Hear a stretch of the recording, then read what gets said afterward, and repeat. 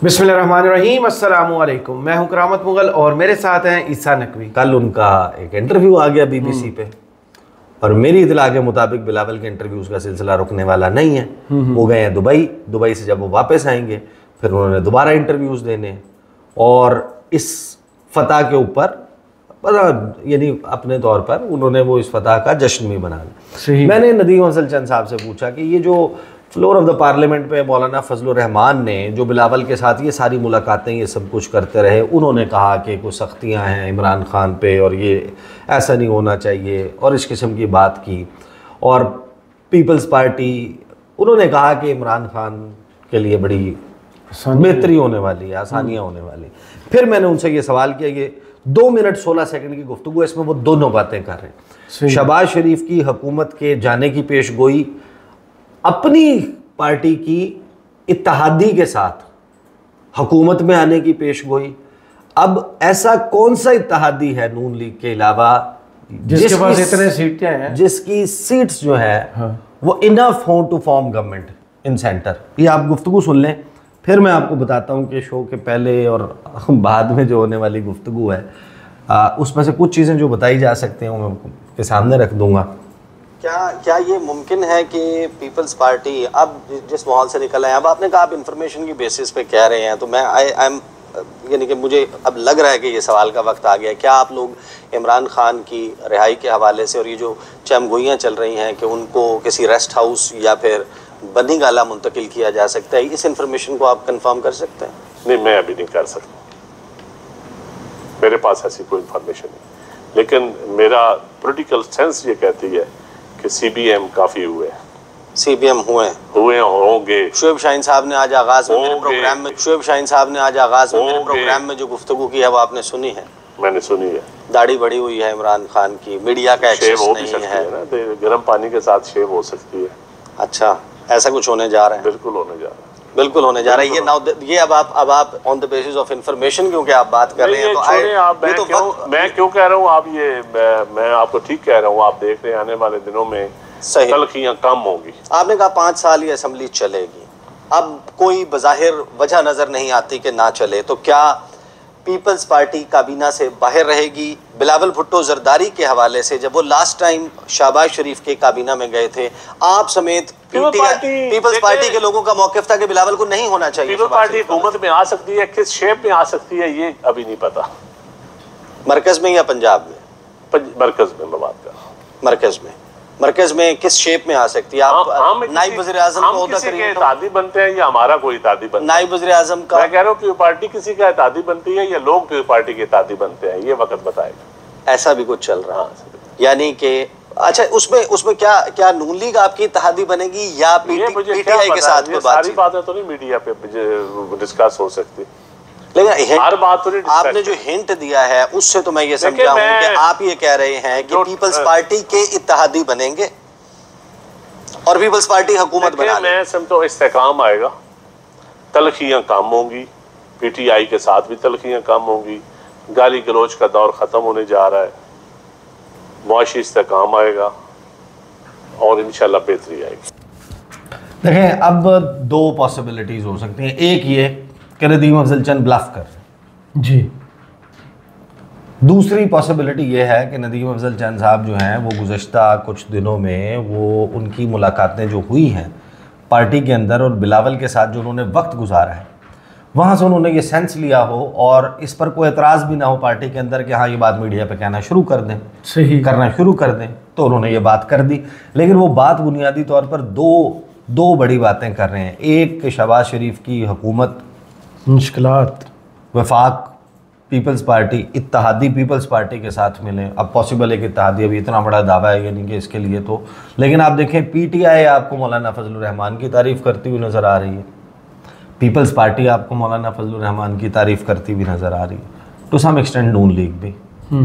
लेकिन पीटीआई वो जिस बुनियाद पे मौलाना की तारीफ़ कर रहे हैं उसी बुनियाद के ऊपर हुकूमत की बुराई कर रहे हैं और बिलावल की, सही, और बिलावल और ये लोग जिस बुनियाद के ऊपर मौलाना की तारीफ़ें कर रहे हैं उसी बुनियाद के ऊपर पीटीआई के बुराइयां कर रहे हैं। पहले बिलावल ने इंटरव्यू दिया जी, इससे पहले कि मैं मज़ीद इसके ऊपर जाऊँ, मैंने नदीम अफजल चंद साहब से शो से पहले तो इतनी बात नहीं हुई, उस वक्त तक ये गुफ्तगू नहीं हुई थी, लेकिन शो के बाद जो है वो खासा वक्त साथ ही थे हम। मैं उनसे बार बार ये बात पूछी कि ये आप जो दावा कर रहे हैं, जो आप बात कर रहे हैं, उन्होंने कहा कि आपको इस हवाले से कुछ चीज़ें तब्दील होती हुई बड़े ड्रामेटिक अंदाज में आने वाले दिनों में नज़र आएंगे। सही। और मेरा गैस ये है, मैंने अंदाज़ा है मेरा कि उस पर सिर्फ हुकूमत को शायद परेशान उस वक्त होना पड़ेगा अगर नए चीफ जस्टिस ने आने के बाद सीनियर प्यूने जज जस्टिस मंसूर अली शाह ने जो कहा है और कंसिस्टेंटली मौक़िफ़ रखा है, 23 तारीख को भी जो ख़त लिखा है जी, काजी फाइज ईसा को जो फेयरवेल दिया, मतलब जाने नहीं देंगे तुझे तो उन्होंने फिर एक मरतबा काजी फाइज ईसा साहब का जो है ना काम उठाया है। तो उसमें भी उन्होंने कहा है कि फुल कोर्ट सही जो practice and procedure amendment ordinance है, अमेंडमेंट वाला ऑर्डिनेंस है, जिसमें चीफ जस्टिस को ये इख्तियार दे दिया है कि दूसरा बंदा अपनी मर्जी से लगाए, ये जब तक फुल कोर्ट मीटिंग में या फुल कोर्ट बैठकर इसका फैसला नहीं करता उस वक्त तक मैं नहीं बैठूंगा। सही। और जस्टिस मुनीब की जगह जस्टिस अमीनुद्दीन खान आ गए। अब नए चीफ जस्टिस ने आके कम से कम ये ज़रूर करना है कि अपनी मर्जी का एक बंदा लगाना है।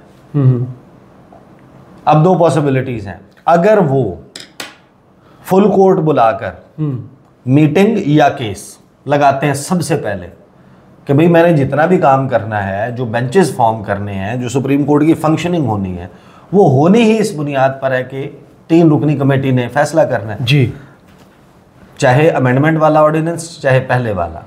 अगर वो नॉमिनेट कर देते हैं, फॉर एग्जांपल वो नहीं टेकअप करते, इसको टेकअप नहीं करते, लेकिन वो नईम अख्तर अफगान को या अमीनुद्दीन खान को नहीं लेते, वो जस्टिस मुनीब अख्तर को जो 3rd सीनियर मोस्ट है जी, उनको लगा देते हैं कमेटी में, तो डायरेक्शन वाज़ेह हो और जाएगी। सीनियर प्यूरे जज। उसके बाद फिर आपको डायरेक्शन भी और हुकूमत को परेशान होने की ज़रूरत होगी, या वो अगर ऑर्डिनेंस उड़ा देते हैं और उस हवाले से अपनी राय ये दे देते हैं कि नहीं फुल कोर्ट बुलाएं और बिठाएं और इसको ख़त्म करें, और जो पहले प्रैक्टिस एंड प्रोसीजर एक्ट है वही ठीक है कि जो 3 सीनियर मोस्ट हैं वही बैठकर जो है वो डिसाइड करें। अगर वो ये करते हैं तो फिर ये जो आगे वाली बात है ना, वो मुमकिन नहीं है जब तक फॉर्म 45-47 वाला कजिया नहीं भुगताया जाता।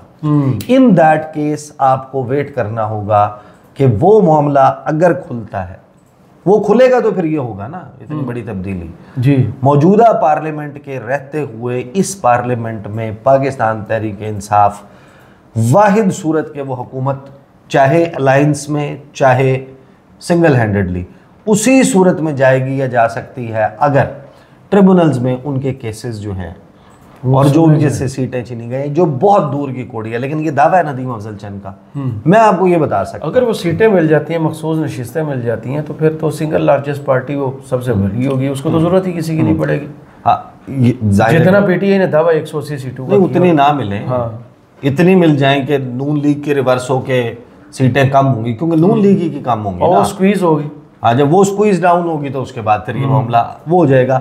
लेकिन मैं आपको एक बात बताऊं, इस सारे मंजरनामे में जब ये बातें चल रही होती हैं, चंद साहब ने जो बात की है, ये जो बिलावल तक बात है, ज़ाहिर है उसकी रिफ्लेक्शन है ना जी, उसका आप यूँ समझें कि एब्राइज्ड वर्जन है, उसकी समरी है, बड़ी किताब की, मोटी किताब की छोटी सी समरी है जो ये गुफ्तगू है, ये 2 मिनट 16 सेकंड की। लेकिन इस गुफ्तगू के हवाले से बिलावल श्योर होंगे कि हाँ शायद ऐसा होने वाला है, नदीम अफजल चंद को भी यकीन होगा जो उन्होंने ये बात कह दी। लेकिन मैं आपको बताऊं कि पाकिस्तान में पॉलिटिक्स जो है वो किस तरीके से चलती है जी, और इसमें क्या क्या कुछ हो रहा होता है।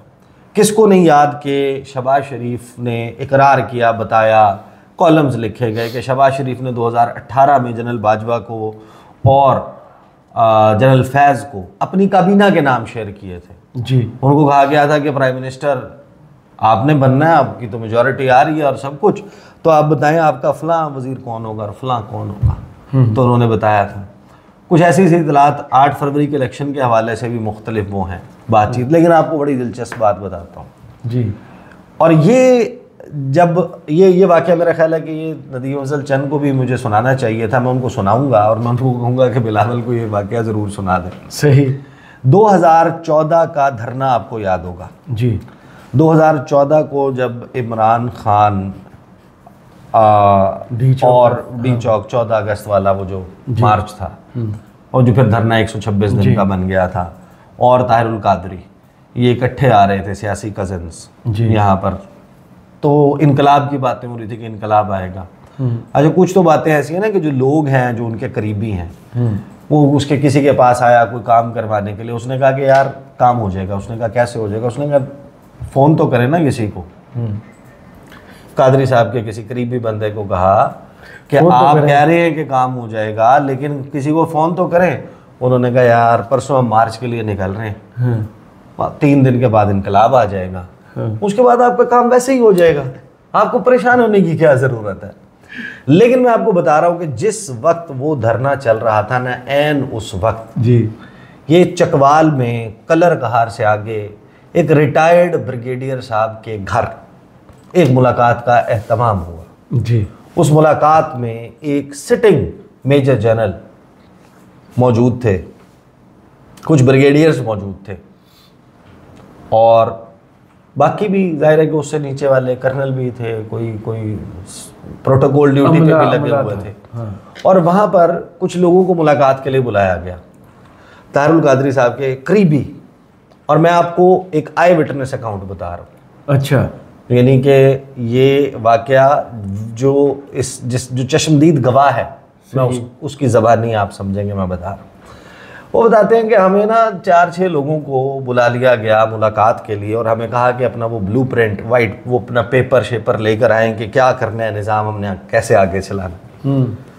और उस बाद उस ड्राइंग रूम में बैठ कर ये हो रही थी कि वो जो जनरल साहब हैं उन्होंने सामने बैठे हुए लोगों को कहा कि देखें आप, हम जो निज़ाम लेकर आ रहे हैं इसमें ज़ाहिर है कि ताहिरुल कादरी तो बन जाएंगे सुप्रीम लीडर। अच्छा, हाँ, और उनके नीचे काउंसिल होगी, शूरा होगी, एक उनका जो है ना वो सुप्रीम काउंसिल होगी, सुप्रीम की तर्ज पर, हाँ, और सुप्रीम काउंसिल के नीचे पार्लियामेंट होगी। तो ये क्योंकि मॉडल जो है ये ईरान के मॉडल से रेप्लिका है। अच्छा, तो हम ये कैसे इंश्योर करेंगे, बड़ी सीरियस लेवल, बड़ी सीरियस संजीदगी के साथ बात हो रही है कि ये हम कैसे इंश्योर करेंगे कि सऊदी अरब या अमेरिका ऑफेंड ना हो कि हम ईरानी निज़ाम यहाँ पर लेकर आ रहे हैं, ये जो इनकलाब आ जाएगा और ये सब कुछ ना। तो उसके बाद तो उन्होंने कहा कि नहीं हमारा वो इस तरह होगा, सऊदी अरब के साथ हमारा ऐसा रिलेशनशिप होगा, अमेरिका के साथ ऐसा होगा, भाई हम उनको ऑफेंड तो नहीं कर सकते लेकिन इनकलाब के बाद ये होगा। अच्छा, फिर उन्होंने कहा कि अच्छा ये बताएं कि जो वजारतें हैं ये, क्योंकि मेन वजारतें जो है ना ये पार्लियामान के पास नहीं, इनकी जो ऊपर हेड करने वाले लोग हैं ना, 6 वजारतें तो कम से कम ऊपर होंगी। सही, तो वो बताएं कौन कौन रखेगा, आप लोगों ने डिसाइड किया? तो उन्होंने कहा हाँ वो फ़लाँ वजारत रही का बासी साहब या फ़लाँ बंदे को दे देंगे, फ़लाँ को दे देंगे। एक ने कहा कि मैं कि डिफेंस मेरे पास होगी, किसी ने कहा कि जनाब फॉरेन अफेयर्स मेरे पास होगी, इंटीरियर। उनमें से एक साहब थे, उन साहब ने कहा कि जनरल साहब आपकी इजाज़त से मैं ना सिगरेट पीने जाना चाहता हूँ, मैं यहाँ सिगरेट नहीं पीना चाह रहा, मैं ज़रा थोड़ा सा ग्लास्ट्रोफोबिक हूँ, मुझे थोड़ी सी वो हो रही है, मैं सफोकेशन फील कर रहा हूँ, मैं बाहर जाके सिगरेट पीना चाहता हूँ और मेरे लिए वजारत मजहबी उमूर रखते। ये कहकर वो उठे, बाहर निकले वो साहब, और बाहर आकर उन्होंने सिगरेट लगाई और उनके साथ जो है वो एक कंपनी देने के लिए एक ब्रिगेडियर साहब आ गए उनके साथ।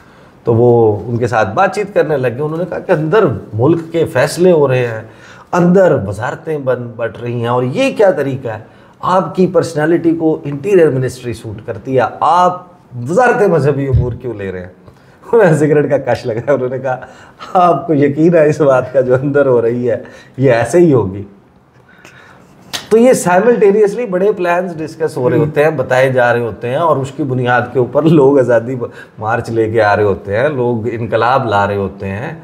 वो ताहिरुल कादरी साहब आपको याद रही, मुबारक हो वाला वाक़या भी, तो ये तो वो बिल्कुल उस सीना हाज़िर है, वो पूरा क्लोज काबीना जो है वो उसने ये बैठ के डिस्कस किया था। और उसके बाद उसका नतीजा क्या निकला, तो हो सकता है कि बिलावल को भी शायद किसी ने इसी तरीके से कहा, लेट्स सी, पाकिस्तानी सियासत तो गेम ऑफ पॉसिबिलिटीज़ है। सही, बहुत शुक्रिया हिस्सा नकवी आपके तज़िये का, कमेंट्स बॉक्स में ज़रूर बताइएगा ये वीडियो आपको कैसी लगी। इजाज़त दीजिए, अल्लाह हाफ़िज़।